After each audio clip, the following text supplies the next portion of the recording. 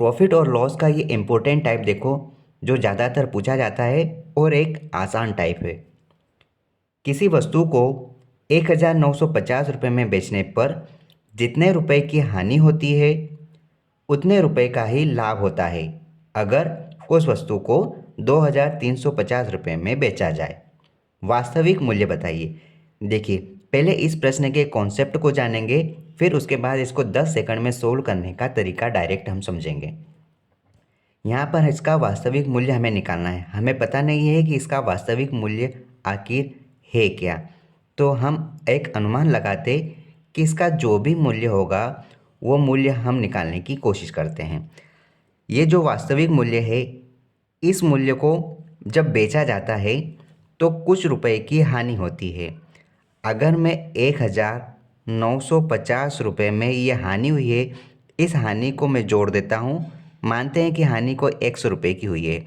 अगर 100 रुपये की वैल्यू हम जोड़ देते हैं इस हानि को, तो हमारा वास्तविक मूल्य आ जाता। ठीक है। फिर कहा गया है कि उतने ही रुपए का लाभ होता जितना हानि हुई है। अगर उतने ही रुपए का लाभ होता कब? जब उस वस्तु को 2350 रुपये में बेचा जाता। अगर हम इस लाभ में से अगर हम इस अगर इस वैल्यू में से मैं लाभ वाली वैल्यू को घटा दूं तो मेरे को वो वास्तविक कीमत मिल जाएगी। जब उस वस्तु को बेचा तो जो लाभ हुआ है ऊपर ऊपर का प्रॉफिट, उसको मैं घटा दूंगा तो मुझे वो वास्तविक मूल्य मिल जाएगा। ठीक है।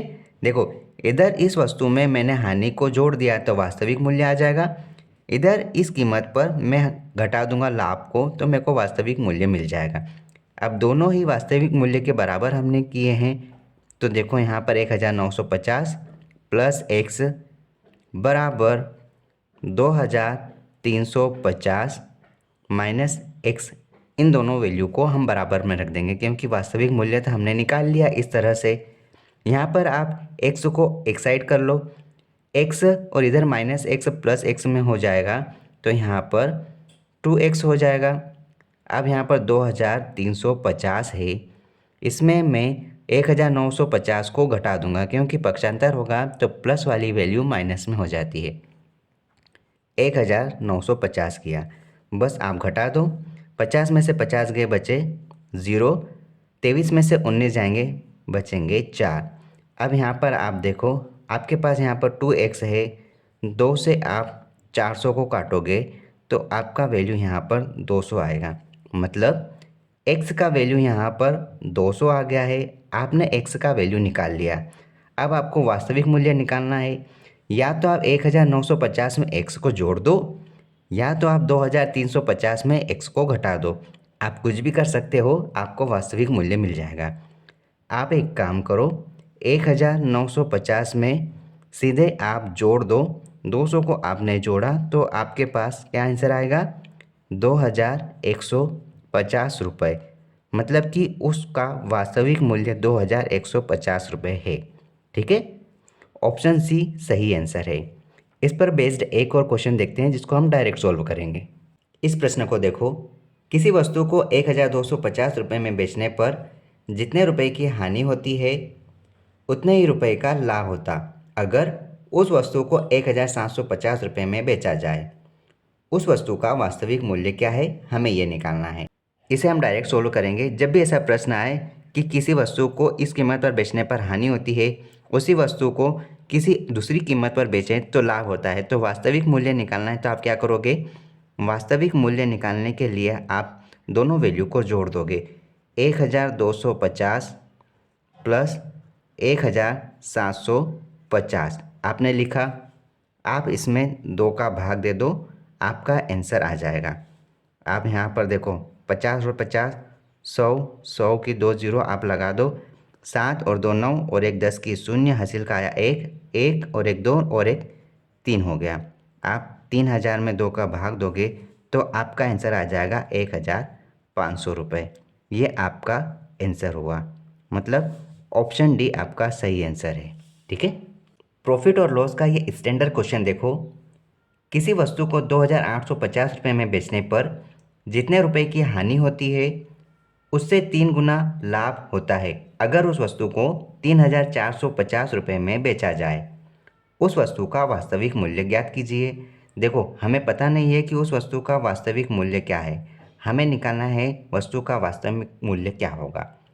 अगर इस वस्तु को मैं 2,850 रुपये में बेच देता हूँ तो मेरे को हानि हो जाती है। ठीक है, अब जो हानि हुई है उस हानि की बात हो रही है कि जब उस वस्तु को मैं 3,450 रुपये में बेच देता तो मुझे लाभ होता कितना, इस हानि के 3 गुना लाभ होता। अगर हानि यहाँ पर 1 यूनिट की या फिर एक कोई भी वैल्यू होगी, उसका 3 गुना मतलब लाभ हो जाएगा। ठीक है, तो आप इनका डिफरेंस देखो। देखो, हानि से पहले इनिशियल वैल्यू पर जाएंगे तो 1 यूनिट तो ये, और इनिशियल वैल्यू पर प्रॉफिट 3 का है तो 3 तो ये यहाँ पर और 1 को कवर किया तो 3 और 1 4 यूनिट का डिफरेंस है इन दोनों के बीच में। 4 यूनिट का डिफरेंस निकाला, लेकिन इन दोनों वैल्यू के बीच का अंतर कितना हुआ, इनमें क्या डिफरेंस है, तो देखो 50 का 50 ज़ीरो, और 34 में से 28 जाएंगे तो यहाँ पर 600 का डिफरेंस है। यूनिट में हमने देखा 4 यूनिट का डिफरेंस और वैल्यू में हमने देखा 600 रुपये का डिफरेंस। ठीक, तो आप 1 यूनिट की वैल्यू निकालोगे तो 1 यूनिट की वैल्यू कितनी आ जाएगी यहाँ पे, 150 रुपये। ठीक है, आपने 1 यूनिट की वैल्यू निकाली। अब आप क्या करोगे, या तो आप 2,850 में 150 रुपये को जोड़ दोगे, या तो आप 3,450 रुपये में 1 यूनिट के हिसाब से 3 यूनिट की वैल्यू को घटा दोगे। अब यहाँ पर आपने 1 यूनिट की वैल्यू निकाली 150 रुपये, अब 3 यूनिट की वैल्यू क्या होगी यहाँ पे, 150 गुणा 3 मतलब कि 450 रुपये। ठीक है, अब आपको वास्तविक कीमत बतानी है तो आप 2,850 में 1 यूनिट को जोड़ोगे तब जाकर ही वास्तविक मूल्य मिलेगा। तो 2,850 में आप हानि को जोड़ दोगे तो आपको वो पैसा मिल जाएगा, एक्चुअल वैल्यू मिल जाएगी। तो आपका आंसर क्या आ जाएगा यहाँ पे, 3,000 रुपये। ठीक है, आप ऐसा भी कर सकते हैं और आप ऐसा भी कर सकते हैं। 3,450 रुपये में ये वस्तु लाभ पर है तो लाभ वाली वस्तु पर घटा देंगे हम, लाभ पर है तो हम यहाँ पर लाभ को ऊपरी हिस्सा घटा देंगे, -450 करोगे आप तो आपको यहाँ पर 3,000 रुपये मिल जाएंगे। इस प्रकार से ऑप्शन सी हमारा सही आंसर है। ठीक है, इस पर बेस्ड एक और क्वेश्चन देख लेते हैं। किसी वस्तु को 717 रुपये में बेचने पर होने वाला लाभ उस वस्तु को 527 रुपये में बेचने पर होने वाली हानि से 11/1/9% अधिक है। उस वस्तु का क्रय मूल्य हमें ज्ञात करना है। तो देखो, हमने जिस प्रकार उस क्वेश्चन को बनाया वैसे ही बनाना है। हमें यहाँ पर उस वस्तु का क्रय मूल्य मतलब कि वास्तविक मूल्य बताना है। तो हम क्या करते हैं, उस वस्तु को 717 रुपये में बेचा तो हमें बेचने पर जो लाभ हुआ है हम इस वैल्यू को लाभ पर काउंट कर रहे हैं। हमें इस पर जो भी लाभ हुआ है वो उस वस्तु को 527 रुपये में बेचने पर जो हानि हुई है उस हानि से 11/1/9% ज़्यादा है। अब यहाँ पर 11/1/9% की वैल्यू आप जानते होंगे, जब इसको सोल्व करते हैं तो इसका आंसर 1/9 आता है। मतलब यहाँ पर बोला है कि जो लाभ है वो इतने रुपए में बेचने पर होने वाली जो हानि है उससे ज़्यादा है। मतलब कि यहाँ पर 9 में 1 ज़्यादा मतलब कि 10 हुआ। ये हानि अगर 9 यूनिट है तो यहाँ पर लाभ कितना हो जाएगा, 1 ज़्यादा 10 यूनिट हो जाएगा। ठीक है, अब इन दोनों का अंतर आप देखो। देखो, यहाँ पर क्रय मूल्य से कितना ज़्यादा है, 10 ज़्यादा है, और ये हानि को पहले क्रय मूल्य तक लाना पड़ेगा, दौड़ाना पड़ेगा, हानि को कवर करना है। तो 9 तो ये यहाँ तक जाएगा क्रय मूल्य में और फिर 10 जुड़ेगा तो 9 और 10 19 हो जाएगा। लाभ और हानि होगा तो आप इन दोनों को जोड़ते हैं। ठीक है, आपको इन दोनों में जोड़ना है तो 19 का अंतर आता है। और यहाँ पर आप अमाउंट पे देखोगे तो अमाउंट में कितने का अंतर आ रहा है, यहाँ पर देखो 0 का 0 रहेगा। अब यहाँ पर 11 में से 2 जाएंगे बचेगा 9 और फिर 7 में से 6 जाएगा तो बचेगा 1।